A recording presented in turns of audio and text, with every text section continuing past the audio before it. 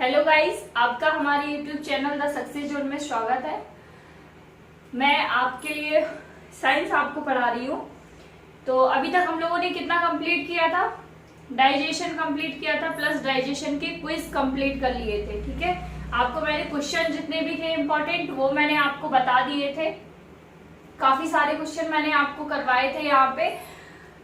ठीक है, आज हम लोग क्या देखेंगे? आज हम लोग अपने नेक्स्ट तंत्र की तरफ मूव करेंगे। मैंने आपको अपने स्टार्टिंग वीडियोस में पहले ही बताया था कि आपको कितने तंत्र पढ़ने हैं टोटल? 3 to 4 है ना, 3 से 4 तंत्र आपको पढ़ने हैं। और अगर उसके बाद अगर हम स्केलेटन को भी ऐड कर ले, नर्वस को भी ऐड कर ले, तो हमें कितने पढ़ने हैं टोटल? 6 सिस्टम पढ़ने हैं, 6 तंत्र पढ़ने हैं, है ना, 6 पढ़ने हैं। तो ये मैंने आपको पहले बताया था। अब मैंने आपको स्टार्टिंग में एक चीज और बताई थी कि हमें क्या करना है, सीरीज के अकॉर्डिंग चलना है। जैसे कि हम लोगों ने पहले डाइजेशन को कंप्लीट किया, अब हम लोग क्या पढ़ेंगे नेक्स्ट? उसके बाद रेस्पिरेशन को कंप्लीट करेंगे, रेस्पिरेशन को पढ़ेंगे। ठीक है, आज का हमारा टॉपिक क्या होगा? रेस्पिरेशन। रेस्पिरेशन, ठीक है, रेस्पिरेशन या रेस्पिरेटरी सिस्टम। ठीक है, इसको आप कुछ भी बोल सकते हो। मैं यहाँ पे आपको जो भी आज कुछ पढ़ाने वाली हूँ ना, जो भी आपको डायग्राम बनाऊंगी या चीजें आपको समझा रही हूँ, आप कोशिश करिएगा कि मेरे साथ ही कॉपी में नोट करिएगा, जिससे आपको बाद में ना पीडीएफ की जरूरत पड़ेगी, ना आपको एक्स्ट्रा नोट्स बनाने की जरूरत पड़ेगी, आपको कहीं से कुछ देखने की जरूरत नहीं पड़ेगी। तो आप जैसे मैं यहाँ पे लिखती जा रही हूँ, आप वैसे ही अपनी कॉपी पे नोट करते जाइए, साथ में वीडियो को लाइक करते जाइए।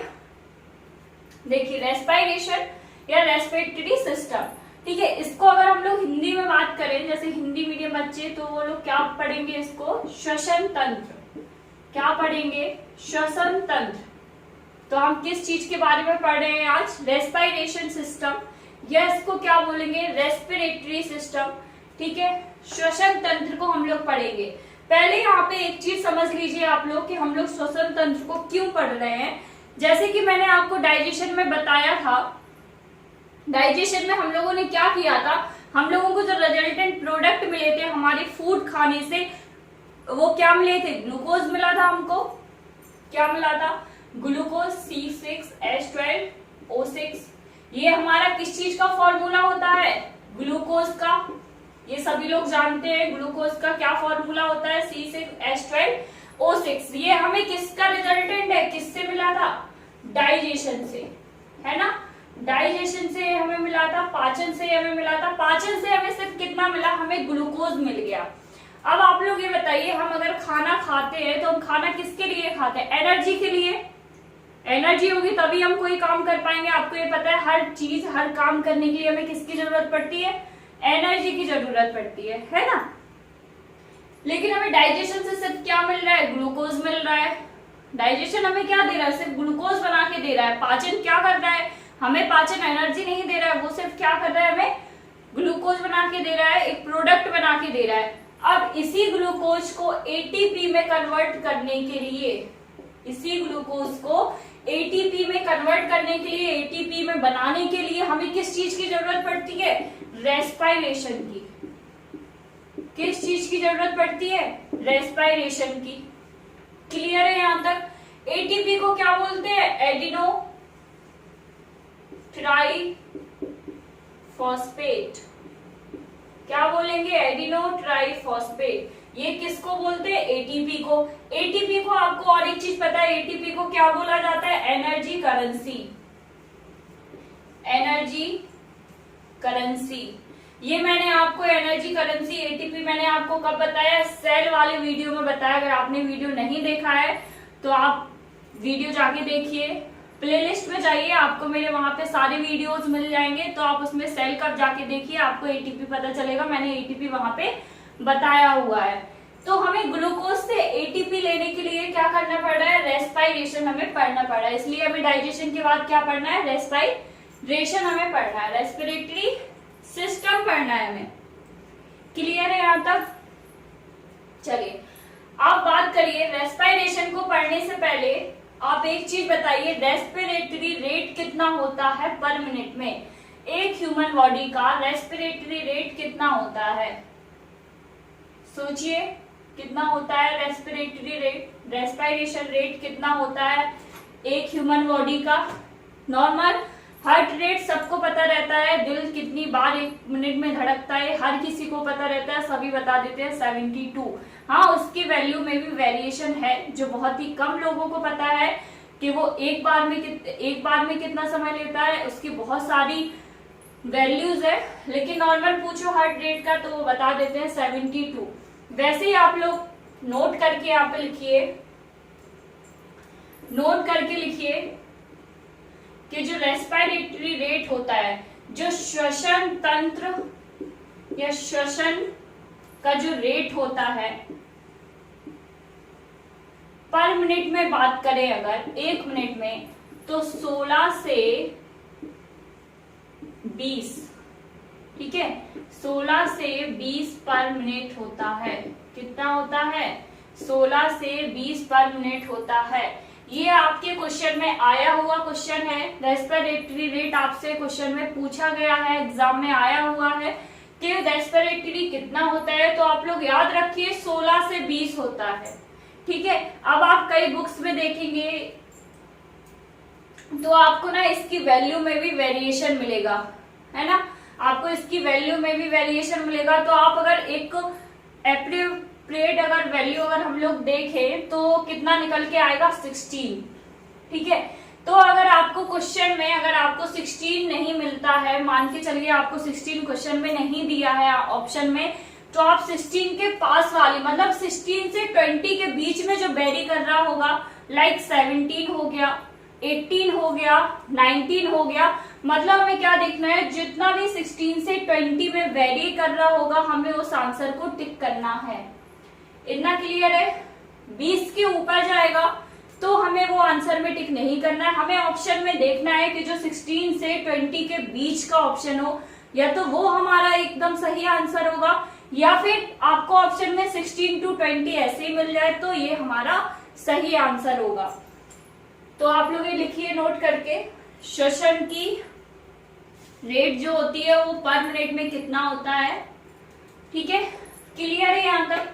चलो आगे देखते हैं, डायग्राम इसका देखते हैं। सबसे पहले रेस्पिरेशन को पढ़ने के लिए सबसे पहले उसका डायग्राम एक बार देखिए कि डायग्राम कैसे होता है। डायग्राम मैं यहाँ पे ड्रॉ कर रही हूँ, आप लोग भी मेरे साथ में डायग्राम ड्रॉ करिए, क्योंकि डायग्राम आप ड्रॉ करोगे फिर आप चीजों को इसकी लेबलिंग करोगे, फिर समझोगे तो आपको वो सही तरीके से समझ में आएगा। जो डायग्राम ड्रॉ नहीं कर पाएंगे आप वो पॉइंट करके भी नोट कर सकते हो।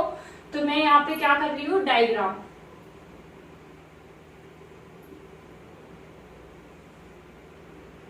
यहाँ पे डायग्राम देखिए आप लोग, उसके बाद हम बताएंगे कि श्वसन के बारे में हमें किस तरीके से क्या करना है, पढ़ना है। जैसे कि अभी आपको क्या पता चला, रेट पता चला श्वसन का, है ना, रेट हमने पढ़ा। रेट जैसे किसी को पता नहीं रहता है तो अभी हमको क्या पता चला, रेट पता चला।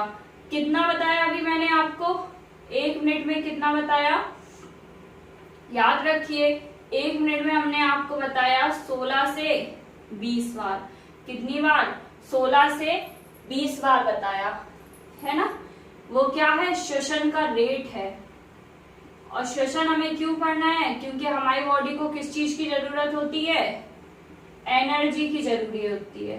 किसकी? एनर्जी को। किसी भी काम करने के लिए हमें किस चीज की जरूरत पड़ती है, एनर्जी की जरूरत पड़ती है, राइट।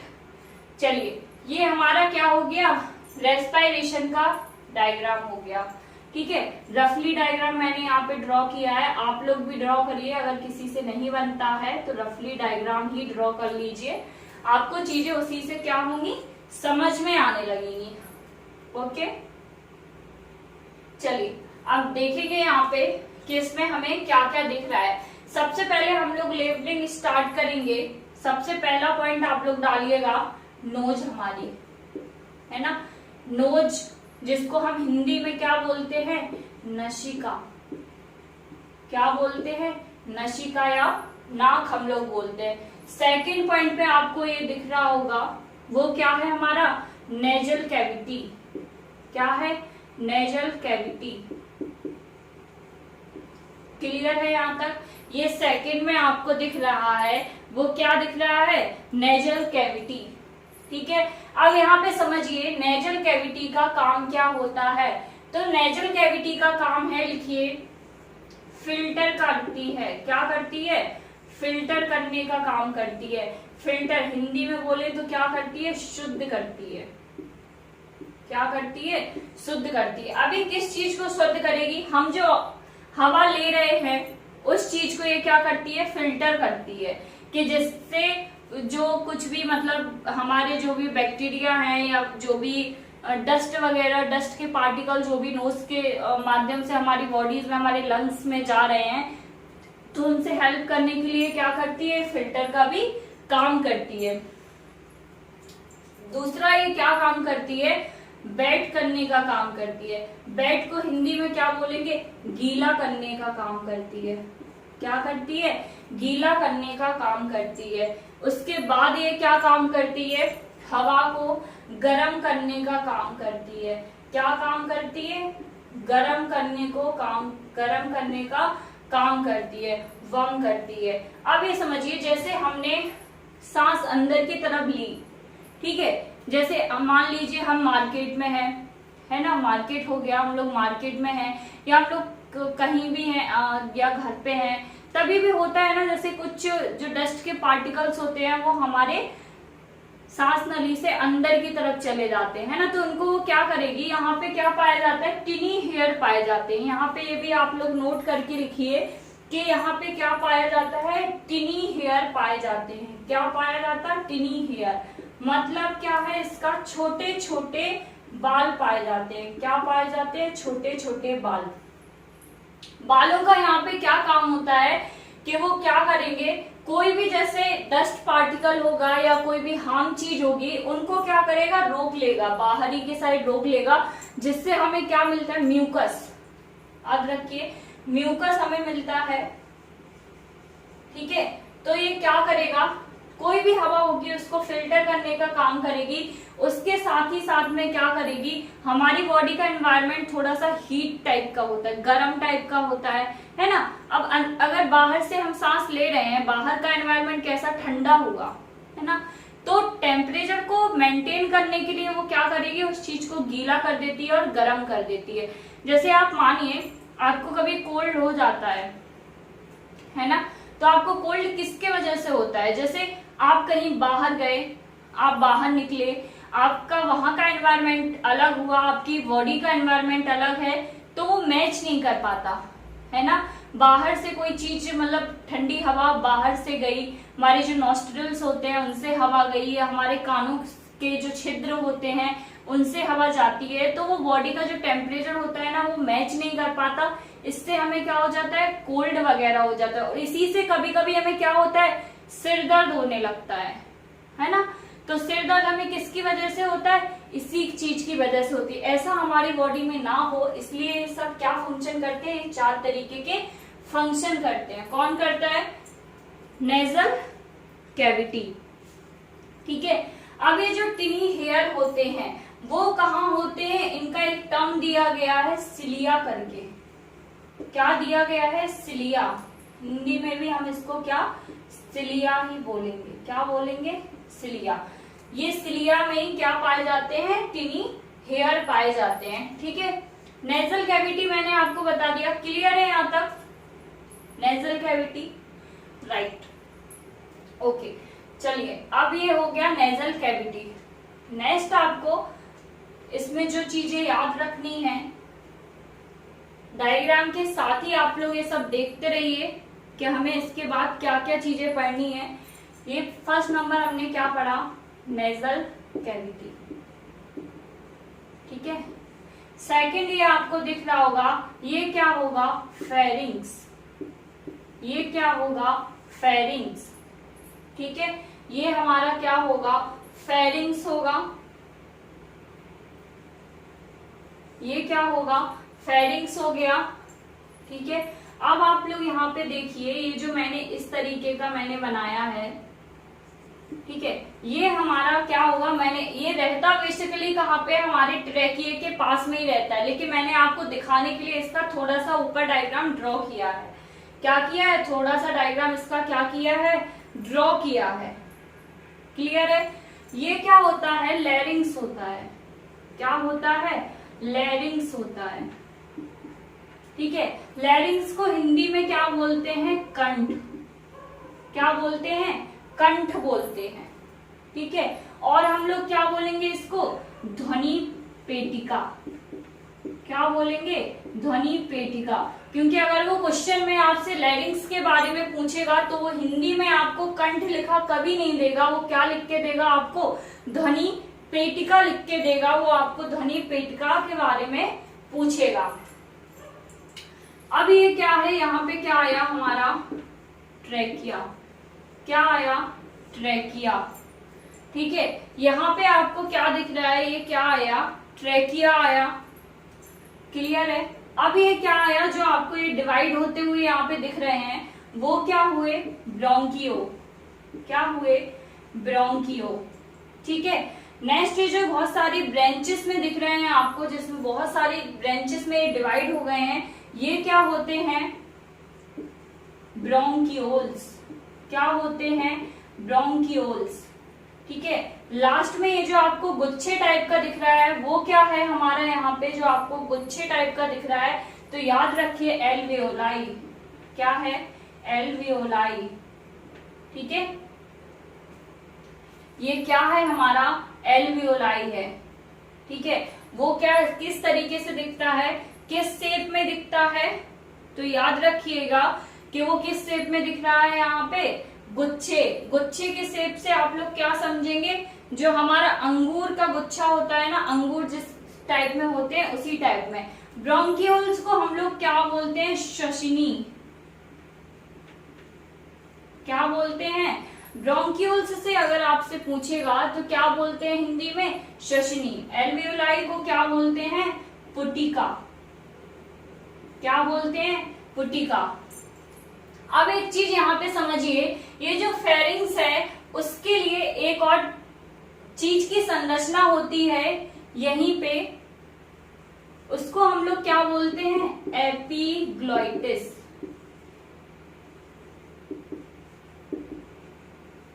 क्या बोलते हैं, एपिग्लॉटिस।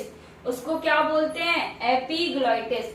इसी के बाद अगर हम फेरिंग्स की बात किया तो उसको क्या बोलते हैं, एपिग्लॉटिस। और अगर हम लैरिंग्स की बात करेंगे तो यहाँ पे क्या होगा, ग्लॉटिस। क्या होगा, ग्लॉटिस। ठीक है, क्लियर है। यहाँ पे इतना समझ में आया आपको। ये आपका पूरा क्या हो गया, श्वसन तंत्र का डायग्राम हो गया। अब आपको चीजें समझ में आ रही होंगी, नेजल कैविटी हो गया। अब बात करेंगे फेरिंग्स की। फेरिंग्स करता क्या है, तो उसके लिए आप लोग लिखिए पॉइंट डाल के कि फेरिंग्स जो है वो श्वसन तंत्र एवं पाचन तंत्र के बीच का भाग है। क्या है, बीच का भाग है। साथ में इसमें एक और पॉइंट लिखेंगे आप लोग ऐड करके कि ये क्या करता है, श्वसन तंत्र, श्वसन मीन वायु एवं पाचन तंत्र मतलब फूड, इसका दिशा निर्देश करता है। दिशा निर्देश करता है। चीजें समझ में आ रही होंगी। फेरिंग्स का क्या काम होता है, अब ये समझिए। फेरिंग्स का काम होता है, फेरिंग्स जो होगा आपके डाइजेशन से भी आपको क्वेश्चन मिल जाएगा, साथ ही में आपको और किससे क्वेश्चन मिल जाएगा, फेरिंग्स का रेस्पिरेशन से भी क्या मिल जाएगा, क्वेश्चन मिल जाएगा आपको, है ना। तो फेरिंग्स जो है, और तो वो क्या करता है, फेरिंग्स हमारे नेजल कैविटी के जस्ट बाद में ही होता है ना। कुछ यहाँ पे पाया जाता है, और मुंह की जो माउथ की जो बक्कल कैविटी होती है वो भी हमारी इसी रास्ते से, ईसोफेगस कहाँ होता है, हमारे इसी रास्ते में होता है। तो वो क्या करता है, हमारे खाने को पाचन के पार्ट में पहुंचाता है ना। हमारी जो हवा होती है, जो हम सांस लेते हैं, उसको कहाँ तक पहुंचाता है?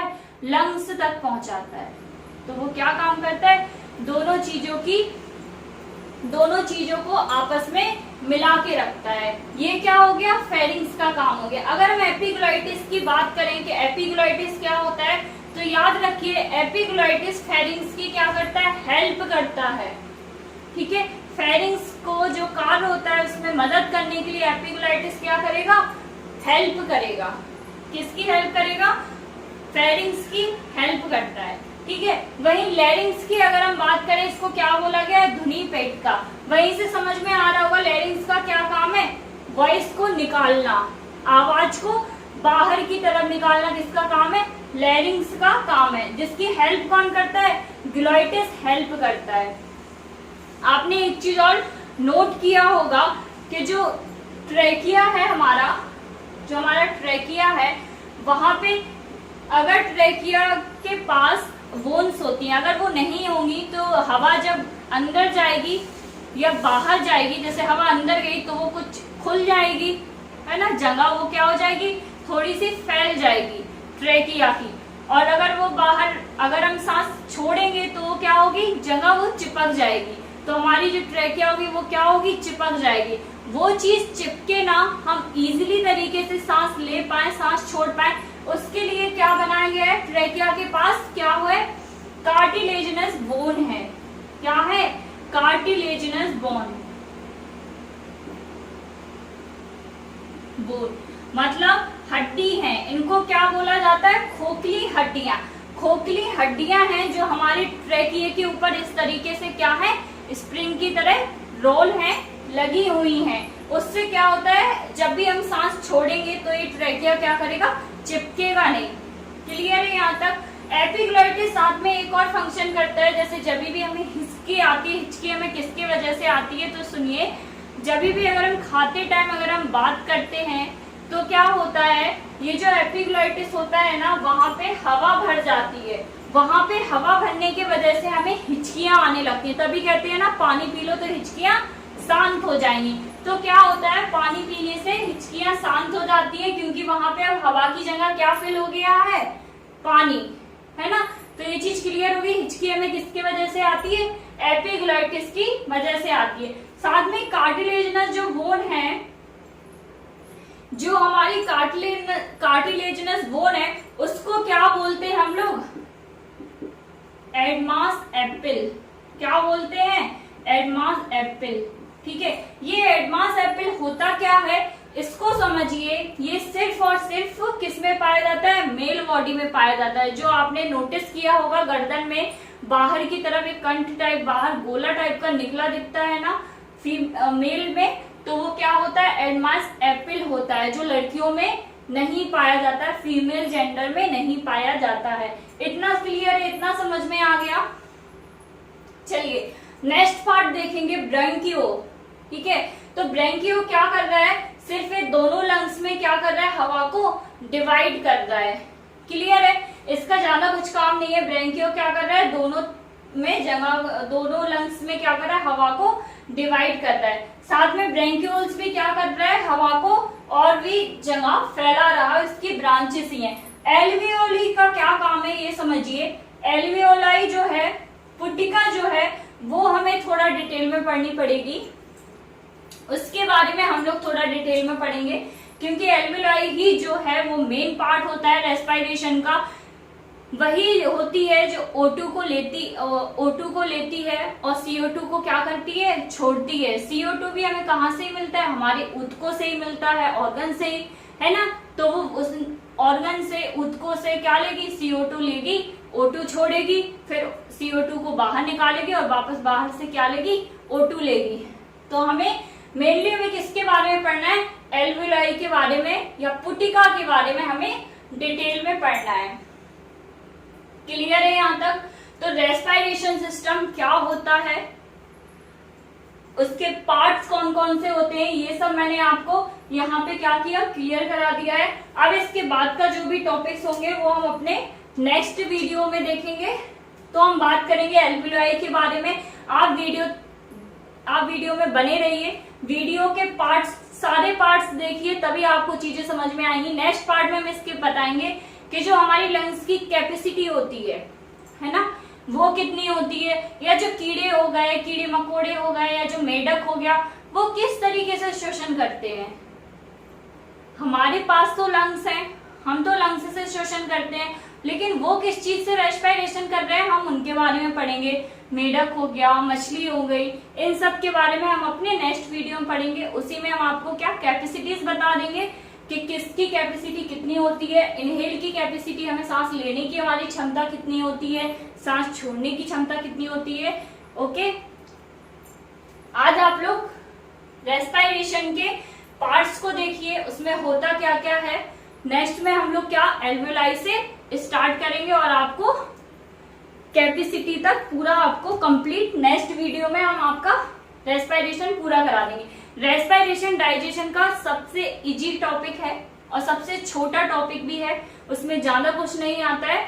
तो अभी आप लोग वीडियो अच्छे से देखिए, वीडियो को लाइक करिए, मेरे सारे वीडियो को आप एक बार चेकआउट करिए, जाके आप लोग देखिए एक बार, क्योंकि मैं जो भी अब यहाँ पे पढ़ा रही हूँ, कभी कभी क्या होता है मैं कुछ ऐसे टर्म्स लेके आती हूँ जिससे, जैसे आज मैंने आपको एटीपी के बारे में बता दिया, तो ये सब मैं पहले आपको बता चुकी हूँ।